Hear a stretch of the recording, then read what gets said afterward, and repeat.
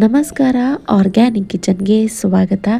ಇವತ್ತು ನಾನು ಮಾಡ್ತಾ ಇರುವಂಥ ರೆಸಿಪಿ ಸಿಂಪಲ್ಲಾಗಿ 5 ಮಿನಿಟ್ಸ್ ಸ್ನ್ಯಾಕ್ಸ್ ಮಾಡ್ಕೊಳ್ತಾ ಇದ್ದೀನಿ. ಎಷ್ಟು ಸುಲಭವಾಗಿ ಮಾಡ್ಕೊಳ್ಬೋದು ಅಂತ ಹೇಳಿದ್ರೆ ಒಂದು 5ರಿಂದ 10 ನಿಮಿಷಕ್ಕೆಲ್ಲ ರೆಡಿ ಆಗುವಂತಹ ರೆಸಿಪಿ ಇದು. ಇದನ್ನು ಆಲೂಗೆಡ್ಡೆಯಿಂದ ಮಾಡ್ಕೊಂಡಿದ್ದೀನಿ. ತುಂಬಾ ಹೆಚ್ಚಿನ ಪದಾರ್ಥಗಳು ಬೇಡ ಇದಕ್ಕೆ. ಬನ್ನಿ ಹೇಗೆ ಮಾಡೋದು ಅಂಥೇಳಿ ನೋಡೋಣ. ನಾನು ಮೊದಲಿಗೆ ಇಲ್ಲಿ ಒಂದು 4 ಆಲೂಗೆಡ್ಡೆನ ತೊಗೊಳ್ತಾ ಇದ್ದೀನಿ. ಇದನ್ನು ನೀಟಾಗಿ ವಾಶ್ ಮಾಡಿಕೊಂಡು ಸ್ವಲ್ಪ ಉಪ್ಪು ಹಾಕ್ಕೊಂಡು ಕುಕ್ಕರ್ನಲ್ಲಿ 2 ವಿಷಲ್ ಕೂಗಿಸ್ಕೊಳ್ಬೇಕು. ಈವ್ನಿಂಗ್ ಟೈಮ್ನಲ್ಲಿ ಏನಾದರೂ ತಿನ್ನಬೇಕು ಅಂತ ಹೇಳಿ ಅನ್ನಿಸ್ದಾಗ, ಬೇಗನೂ ಆಗಬೇಕು, ರಿಸ್ಕು ಇರಬಾರ್ದು ಅಂತ ಹೇಳಿದಾಗ ಈ ರೆಸಿಪಿನ ಒಂದು ಸರಿ ಟ್ರೈ ಮಾಡಿ.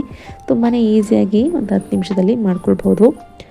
ಇದು 2 ವಿಷಲ್ ಆದಮೇಲೆ ಇದರ ಸಿಪ್ಪೆನ ತೆಗೆದು ಈ ರೀತಿ ತುರಿದಿಟ್ಕೊಳ್ಬೇಕು.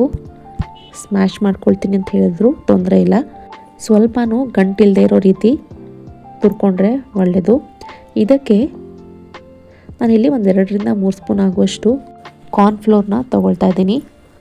ಇದನ್ನು ಮಾತ್ರ ಹಾಕ್ಕೊಳ್ಬೇಕು. ಅಕ್ಕಿ ಹಿಟ್ಟಾಗಿರ್ಬೋದು, ಕಡಲೆ ಹಿಟ್ಟು ಯಾವುದರ ಅವಶ್ಯಕತೆ ಇಲ್ಲ.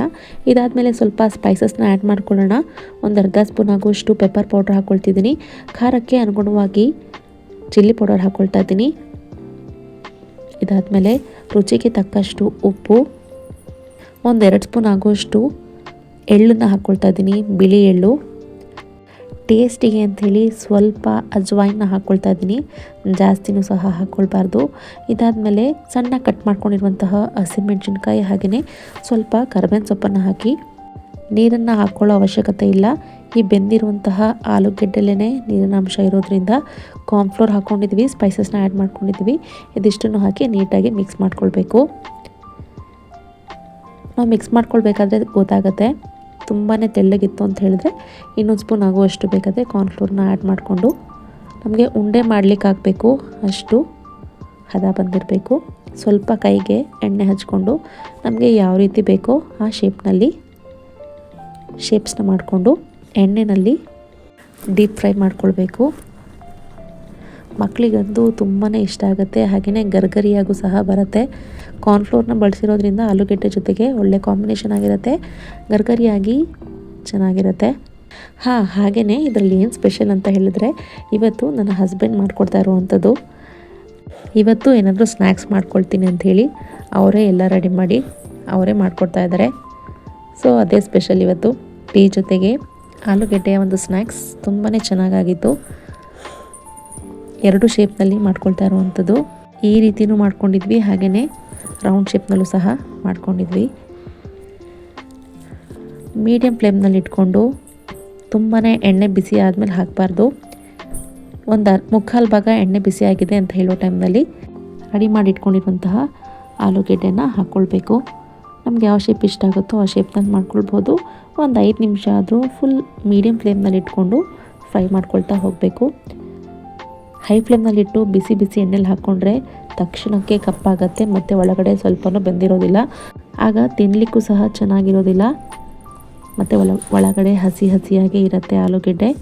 ಈ ರೀತಿ ನಿಧಾನಕ್ಕೆ ಮೀಡಿಯಮ್ ಫ್ಲೇಮ್ನಲ್ಲಿ ಫ್ರೈ ಮಾಡ್ಕೊಳ್ತಾ ಹೋಗಬೇಕು. ಕಾರ್ನ್ಫ್ಲೋರ್ನ ಬಳಸಿ ಸ್ಪೈಸಸ್ನ ಹಾಕಿ ಆಲೂಗೆಡ್ಡೆ ಬೇಯಿಸ್ಕೊಂಡ್ರೆ ಸಿಂಪಲಾಗಿ ಒಂದು ಸ್ನ್ಯಾಕ್ಸ್ ರೆಡಿ ಆಗುತ್ತೆ.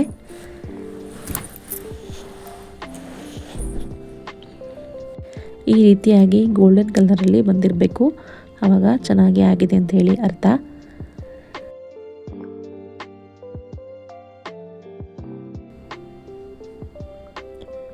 ಇವಾಗಿದು ರೆಡಿಯಾಗಿದೆ. ತುಂಬಾ ಕ್ರಿಸ್ಪಿಯಾಗಿ ಗರ್ಗರಿಯಾಗಿ ಬಂದಿರುತ್ತೆ. ನಾವು ಮುರಿದು ತಿನ್ನೋ ಟೈಮ್ನಲ್ಲಿ ಸಾಸ್ ಜೊತೆಗೆ ತುಂಬಾ ಚೆನ್ನಾಗಿರುತ್ತೆ. ಟೀ ಜೊತೆಗೆ ಒಳ್ಳೆ ಈವ್ನಿಂಗ್ ಸ್ನ್ಯಾಕ್ಸ್ ಅಂತ ಹೇಳ್ಬಹುದು. ತುಂಬ ಜನಕ್ಕೆ ಆಲೂಗೆಡ್ಡೆ ಅಂದರೆ ತುಂಬಾ ಇಷ್ಟ ಅಂಥವರು ಈ ರೀತಿ ಒಂದು ಸರಿ ಮಿಸ್ ಮಾಡದೆ ಈ ಸ್ನ್ಯಾಕ್ಸ್ನ ಟ್ರೈ ಮಾಡ್ಕೊಳ್ಳಿ.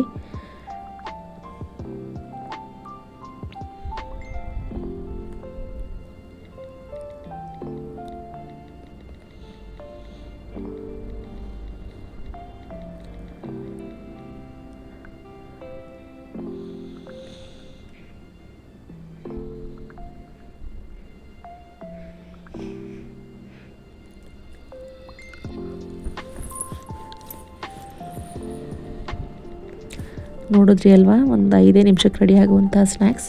ನೀವು ಕೂಡ ಒಂದು ಸಾರಿ ಟ್ರೈ ಮಾಡಿ ಹೇಗಾಯಿತು ಅಂತ ಹೇಳಿ ಕಾಮೆಂಟ್ ಮಾಡಿ. ನೋಡ್ತಾ ಇರ್ಬೋದು ಎಷ್ಟು ಗರಿಗರಿಯಾಗಿ ಬಂದಿದೆ ಅಂಥೇಳಿ.